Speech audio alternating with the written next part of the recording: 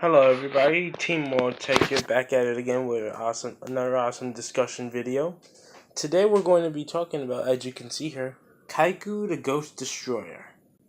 Whether he is broken or if he's terrible in the new format. Let me read his effect to you. When he inflicts battle damage to your opponent, you can target up to 2 monsters in your opponent's graveyard, and those targets get banished. And your opponent cannot banish cards from either player's graveyard. So basically, this guy is a one-sided Imperial Iron Wall, as long as he's face up on the field. However, there are many ways that you can make use of this guy and abuse this guy. For example, throwing a Moon Mirror Shield on him, and thus he'll be able to win the battle every single time. And on top of that, you could run him in your pendulum-based side decks, and you could tech him in if you're going against a deck that does a lot of banishing from the graveyard. You can tech him in to your side deck and side him in, and since Pendulum Magicians have generic skills, so you can pendulum summon anything, you'll be able to pendulum summon him out. Sorry about the glare there. You'll be able to pendulum summon him out just automatically. And you could just start pushing for heavy damage, and you could use this guy in order to control your opponent in turn 1 fields. However, where Kaiku is good depends on the format. So we have to examine what's going to be competitive this format in order to be able to determine whether Kaiku is a good card or not, and what other options there are aside from Kaiku to play. And we're going to be discussing his flaws in a moment, but we'll get to it. First things first, ABC is definitely going to be one of the best, if not the best decks this format. And I'm going to explain why. ABC is a deck that's focused around putting Dragon Buster out there. You don't care if they make their little weak-ass rank 4 monsters. You don't care about any of that. That's just it. You don't care. You don't care. If they're able to make their rank 4s and their links, good for them. If they can't bust out their Dragon Buster on the field, you're going to out-resource them, you're going to overpower them, and guess what? You're going to win. Because you're better. You're better than your opponent, and Yu-Gi-Oh! Supposedly. Nah, I'm just kidding. It's just because you have Kaiku on the field and they can't banish cards from their graveyard. Another deck that's going to be relevant this format is Invoked Wind Witch. Invoked Wind Witch is a deck that has to banish monsters from the graveyard with invocation in order to be able to do its plays. Thus, that's 2 decks that Kaiku is good against. Another deck that Kaiku is okay against is True Draco, because in order for them to be able to use Masterpiece effect, they have to banish cards from the graveyard. Thus, it could be an okay tech-in against them. It's okay-ish against True Draco at best. And then we have to examine the one deck this card literally does nothing to. Zodiacs. This card does nothing to Zoo, because they just do 1 card exceeds. You have to put a monster on the field that stops or restricts special summoning on the field at all times in order for you to shut down that deck.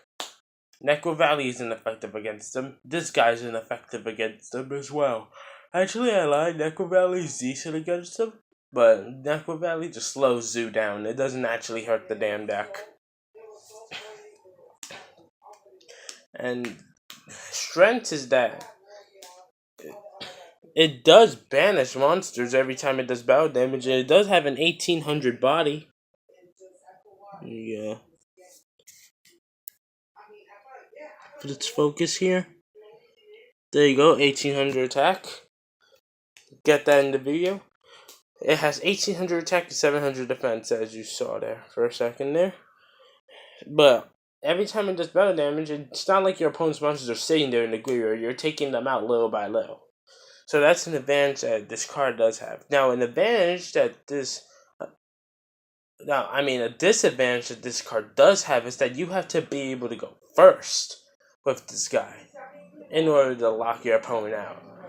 That's a major flaw with him. Unlike, say, Artifact Lancia, where you can go first or second. You can go first or second with Artifact. There you go. The glare left, right? Good. You can go first or second with Artifact Lancia. And you'll be able to discard it. And you'll be able to stop your opponent. Actually, you will be able to stop the banishing of cards for one whole turn. However, Artifact Lancia is a one-time deal only, unless if you find a way to bring him back, or unless if you can get another copy of him throughout the duel. So that's something you want to heavily consider. Now, if I could find this card here. Here you go. This is another card you can run as well. And it's personally my favorite not allowing banishing card of all time. Here's the stats: 2,500 attack, 1,600 defense. Not sure if the quality's gonna be good, but yeah, it's just really good for the reason that you can just sit on Chaos. The Chaos Hunter is also a hand trap effect that states when your opponent special summons a monster, you can discard one card from your hand in order to special summon her. Then while this card is on the field, your opponent can remove cards from play or updated text, banish cards, period. It doesn't matter what your opponent does. They can't try it. They can't pull any quick thinking tricks. They're done.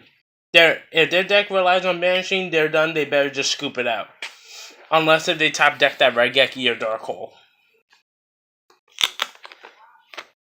Thus making her a pretty broken card. However, she's a hand trap that can only function if you do a special summon.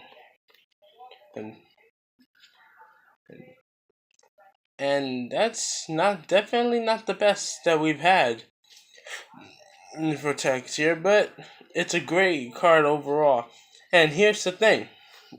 Every meta deck, with the exception of True Draco, is a deck that has the special summon. I mean, if aside from True Draco, Zodiac has a special summon.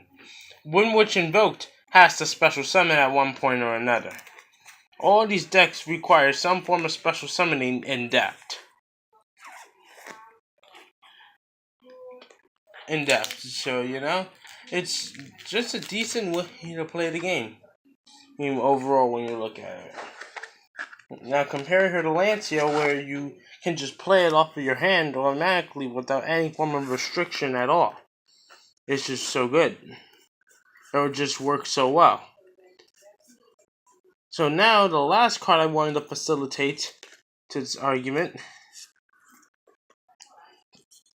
is, drumroll please, Imperial Iron Wall. The next card that restricts banishing. Actually, not the last card. The other card I wanted to promote here is, give me a second here while I go through my mess of cards to find my shit and get my shit together. Necro Valley. These are the big five. These are, in my opinion, the top 5 cards that restrict banishing. Imperial Iron Wall is a very powerful floodgate. It stops the banishing of cards permanently until your opponent just flat out blows the shit up. However, the main flaw with Imperial Iron Wall is that it's a trap. It's a trap. You have to go first. Same flaw with this guy, and same flaw with this card. You have to be able to go first. Unless they start coming out with hand traps that state you can activate field spells or trap cards directly from your fucking deck. I think I rambled on long enough.